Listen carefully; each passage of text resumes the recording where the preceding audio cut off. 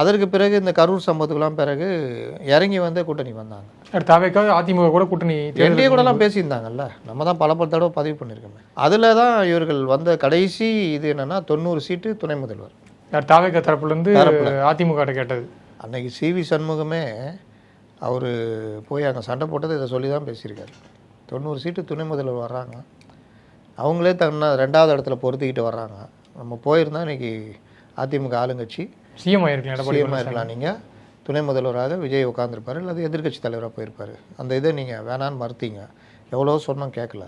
என்ன காரணம் சார்? இப்போது மறுத்தாரு, ஓகே, நீங்கள் சொன்னீங்க நிறைய பேர் கட்சியிலேருந்து சேர ட்ரை பண்ணாங்க, ஆனால் எல்லாத்தையும் வந்து மறுத்துட்டாருன்ட்டு. எடப்பாடி பழனிசாமிக்கு தோல்வியே சந்திச்சுட்டு இருக்கோம், கட்சியும் பலப்படுத்துகிறோம், ஆனால் இதுக்கெல்லாம் வந்து கூட இருக்கவங்களே சொல்லும் போது எல்லாத்துக்கும் மறுக்கிறாரு.